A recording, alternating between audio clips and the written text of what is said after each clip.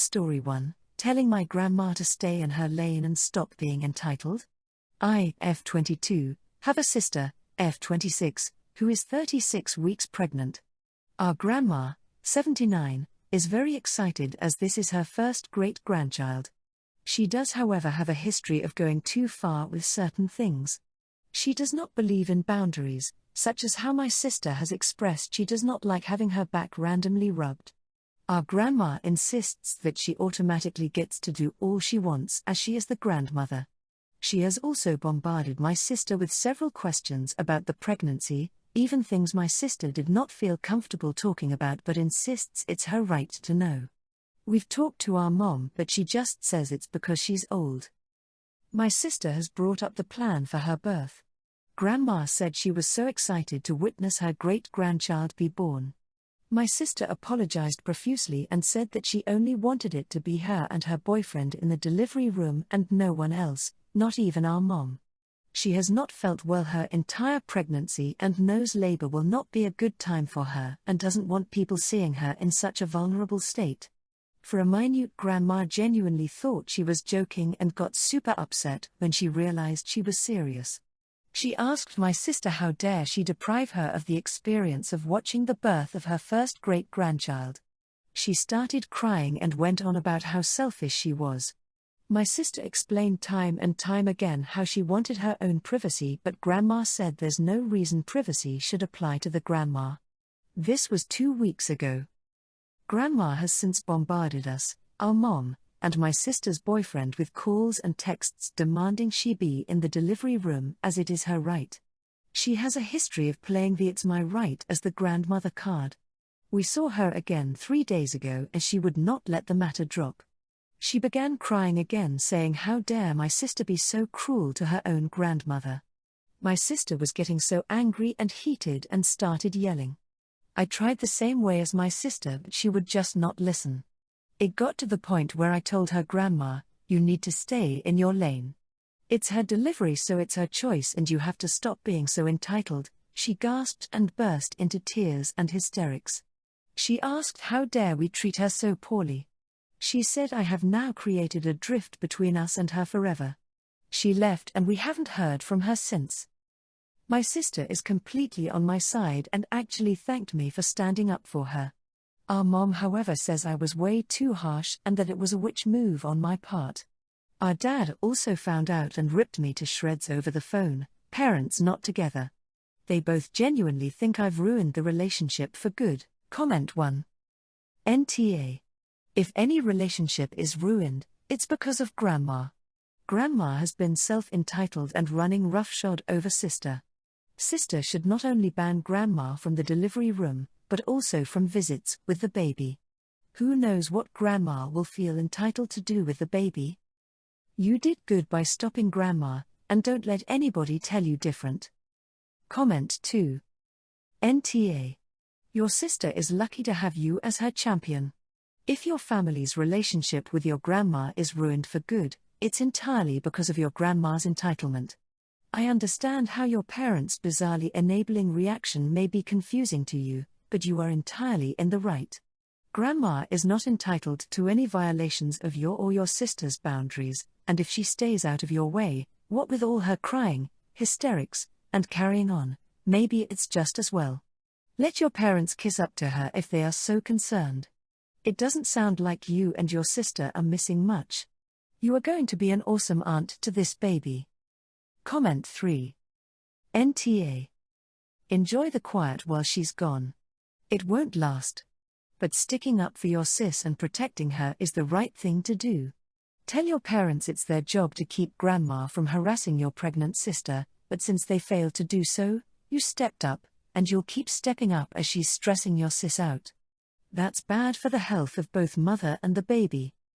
If Grandma shows up again, which I suspect she will, I'd tell her if she can't zip it over being present at the birth, she sure as hell won't see the baby after it's born.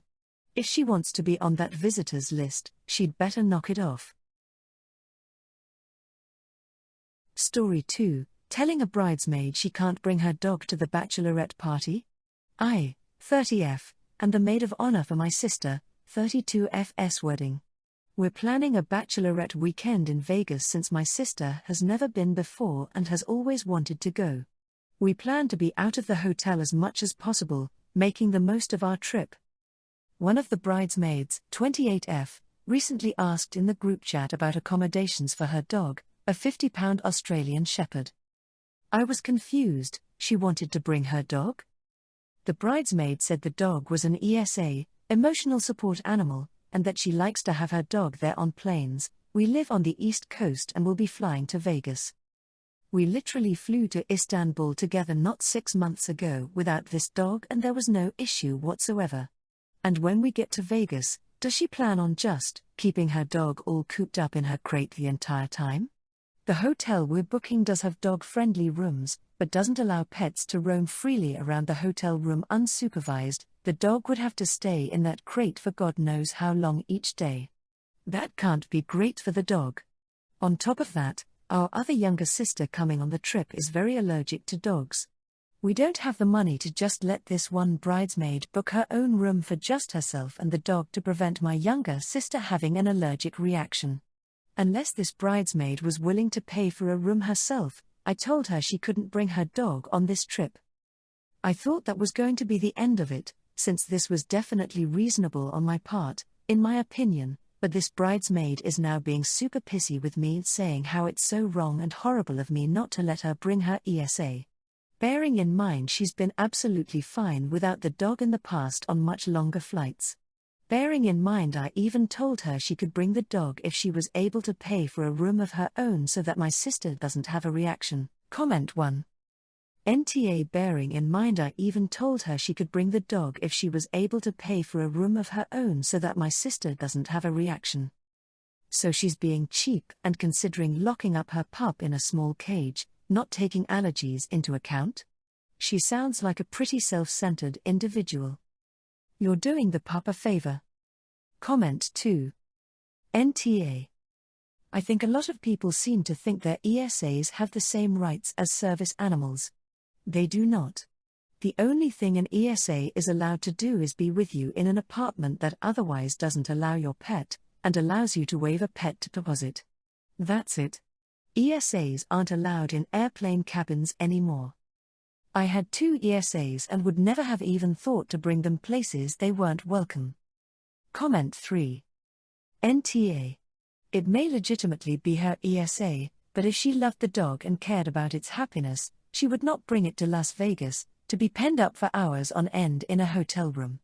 If she insists, then she needs to book her own accommodations and make sure that none of the rest of the bridal party can be held liable for the damage her unhappy dog will wreak upon the hotel room. Story 3. Pulling a prank on my wife that caused collateral damage. First off, my wife and I do very stupid, silly pranks on each other. It's a love language. She loves to be pranked. It's never anything humiliating, denigrating, demeaning, etc. If you're familiar with the show New Girl, her pranks to me are on par with Winston's 2 small pranks. They're just silly. Mine to her are a little bigger just because she loves it so much. Like once I found out how to change the background on her car screen and took a picture of my butt and put it on there. She laughed about it for hours. I changed it back. About 2 years ago when she was having a giggle fit, she told me her idea for a big prank. To switch someone's deodorant stick with cream cheese.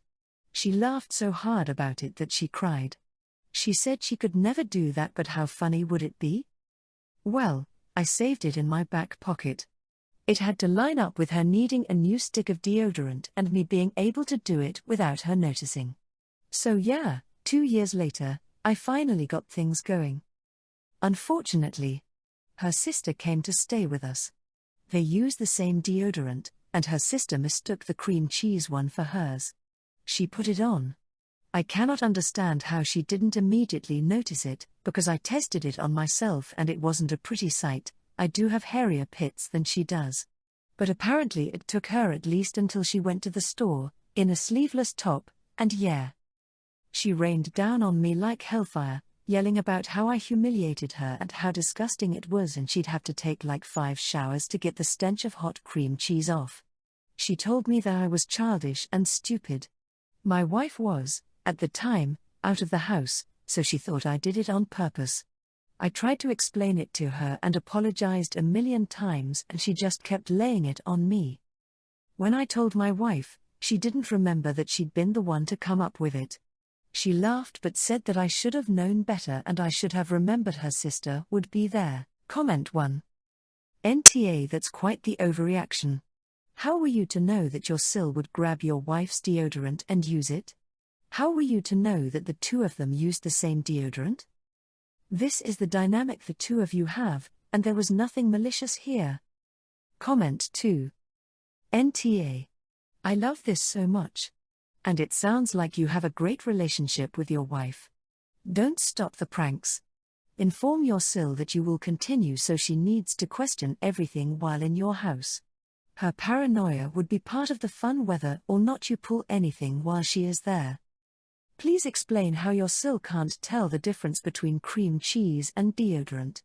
Is she blind, unable to smell and feel, and cold-blooded as to not toast the cheesed pit before leaving the house and only walking around at the mall? Did she warm up enough to moisten it and make it gooey?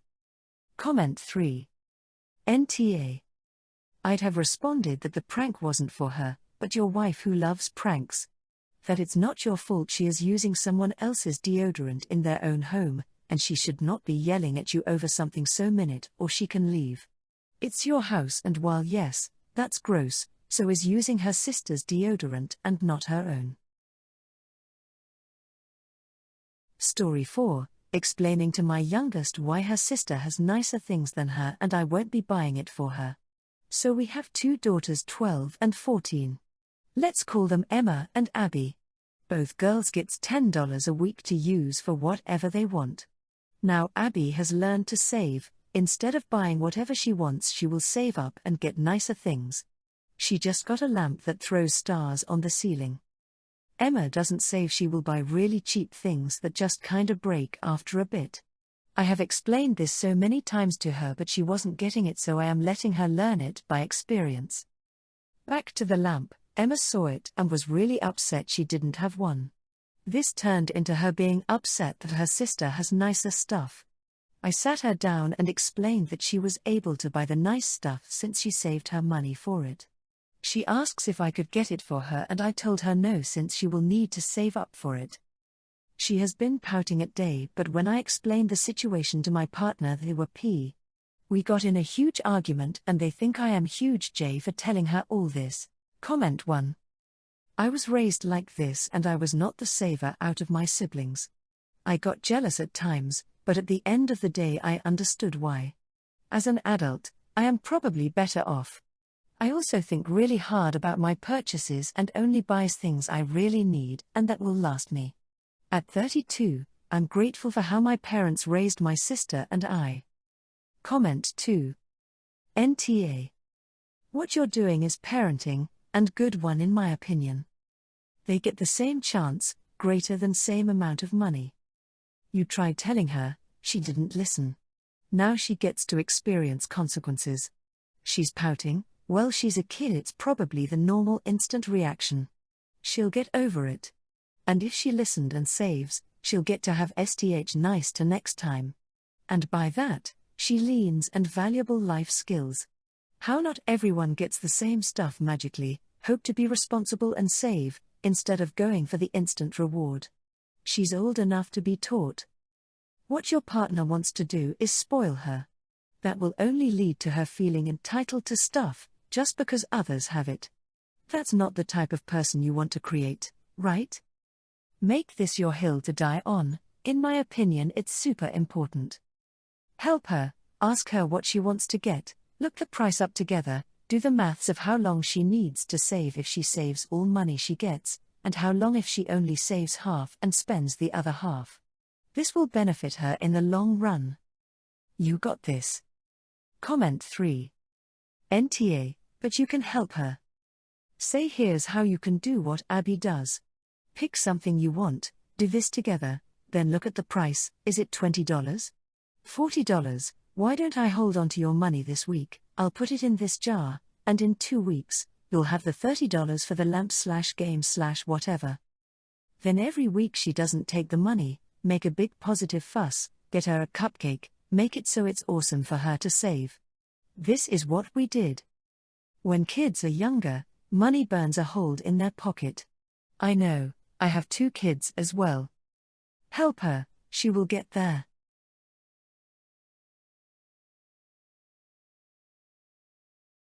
Extra story, not letting my boyfriend's son sleep with us.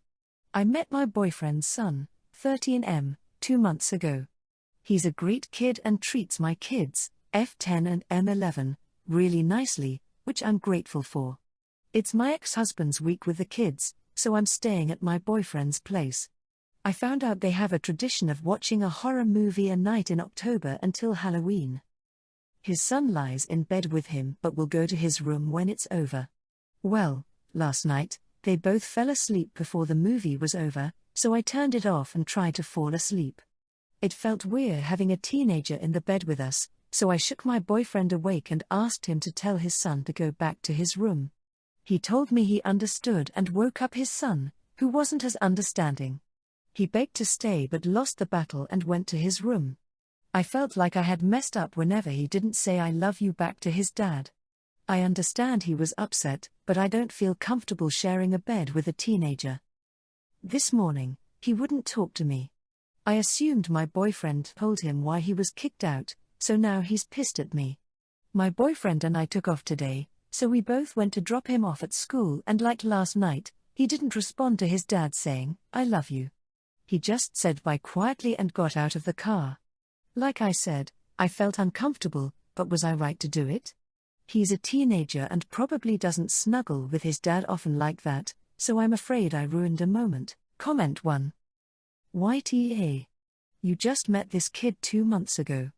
There's no need for you to be intruding at your boyfriend's place on his custody time at all, much less kicking the kid out of his dad's bed on movie night.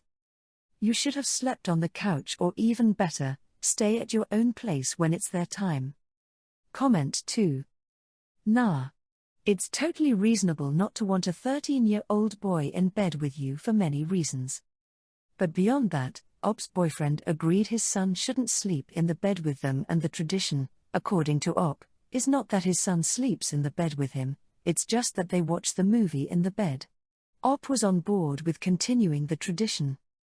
I'm shocked at the YTA responses. Both the adults agreed he should go to his own bed, and children don't get to make the rules in a household.